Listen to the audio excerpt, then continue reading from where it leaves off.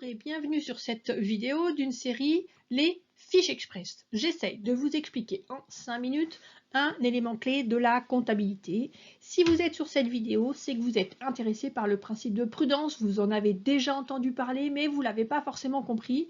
Je vais vous expliquer ce qu'est ce principe de prudence, en quoi c'est un des principes forts de la comptabilité française et comment est-ce qu'il est appliqué en comptabilité française. Je me présente très rapidement, c'est express, c'est Carole Grillet, je suis enseignante en comptabilité depuis plus de 20 ans et je vous propose mes cours sous le format vidéo. Principe de prudence, on va essayer de faire express, mais je vais essayer de ne pas parler trop rapidement, je vous assure, pour moi c'est très difficile. Alors ce principe de prudence, vous avez peut-être été regardé, il se trouve dans l'article 121.4 du PCG. Alors, pas forcément très compréhensible, on va quand même lire ce qu'il y a écrit. La comptabilité est établie sur la base d'appréciations prudentes, d'où ce principe de prudence, pour éviter le risque de transfert sur des périodes à venir d'incertitudes présentes susceptibles de grever le patrimoine et les résultats de l'entité. Alors, que veut dire ce principe de prudence? Ce principe de prudence dit, si on a connaissance aujourd'hui que le futur sera moins favorable à l'entreprise, que le futur engendrera des pertes ou des charges, eh bien, on va dès maintenant intégrer cette information dans la comptabilité. C'est-à-dire que l'objectif de ce principe de prudence est de respecter en fait l'histoire de la peau de l'ours. C'est-à-dire que certes, je pense que je vais gagner, mais tant que ce n'est pas gagné, je ne vais pas comptabiliser 5 heures. Par contre, je sais que je vais peut-être perdre et cette fois-ci, comme je sais que je vais peut-être perdre, je vais tout de suite intégrer l'information. C'est-à-dire que lorsque l'entreprise annonce à ses tiers, ses propriétaires, ses actionnaires, le public, un résultat, il faut savoir que de façon générale, ce résultat est toujours minoré en application du principe de prudence. Quelles sont les écritures qui résultent de ce principe de prudence? Premier type d'écriture, c'est ce qu'on appelle les écritures de dépréciation, les écritures de dotation aux dépréciations. Comment ça fonctionne? J'évalue à l'inventaire, donc à la fin de l'année, un bien, et je me rends compte que cette valeur du bien est inférieure à la valeur à laquelle j'avais comptabilisé, j'avais fait entrer ce bien dans mon entreprise. Je suis prudent et donc je n'attends pas d'avoir constaté une perte, je n'attends pas d'avoir vendu pour constater une perte.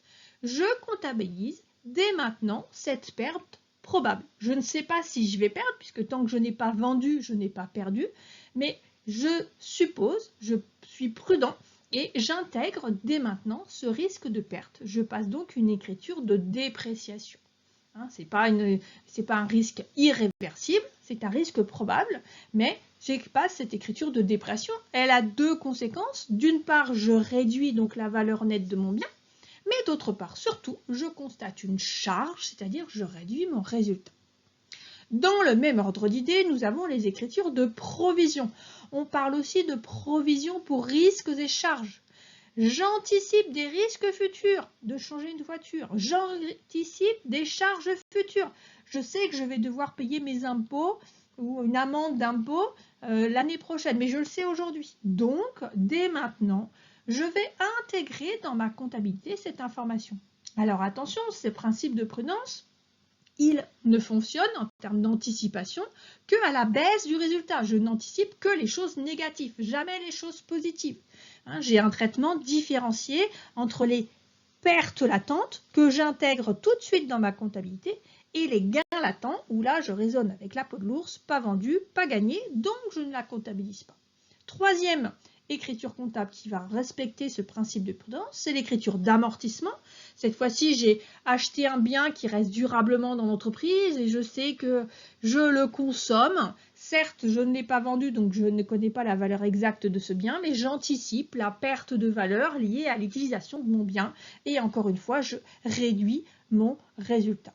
Donc, concrètement, toutes ces écritures qui sont prises, qui conduisent à l'application du principe de prudence, a pour conséquence la réduction, la baisse de mon résultat comptable. Le résultat comptable affichée et donc minorée par rapport à la réalité en application du principe de prudence.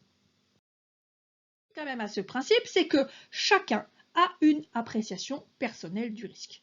Chacun a sa culture, son histoire, son ambition qui fait qu'il apprécie différemment le risque et donc on va avoir des appréciations différentes d'une personne à l'autre, d'un comptable à l'autre, d'un entrepreneur à l'autre.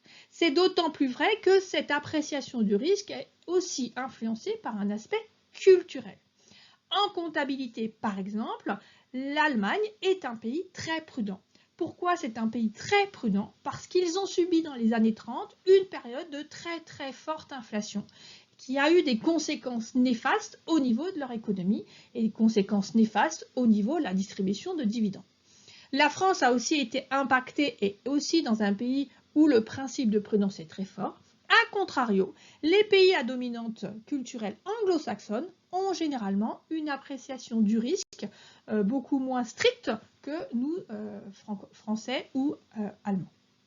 Et puis, dernière limite, il y a certains cas de figure où on ne respecte pas ce principe de prudence, par exemple lorsqu'on a ce qu'on appelle un ensemble fongible de biens. Vous avez des stocks, vous avez un ensemble de stocks et dans vos stocks, vous avez des pièces abîmées et des pièces non abîmées. Vous pouvez considérer que c'est un ensemble global et vous prenez la valeur globale du stock sans prendre les risques de perte sur une pièce par rapport aux autres. De la même façon sur un portefeuille titre, plutôt que d'avoir une évaluation des pertes latentes et une évaluation des gains latents, pertes latentes qui donnent lieu à dépréciation, gains latents qui ne sont pas traités. On va prendre l'ensemble du portefeuille, on va compenser ce qu'on peut gagner sur certains titres et ce qu'on peut perdre sur certains titres. Et en prenant en compte l'ensemble global de ces biens, on va un peu moins respecter le principe de prudence.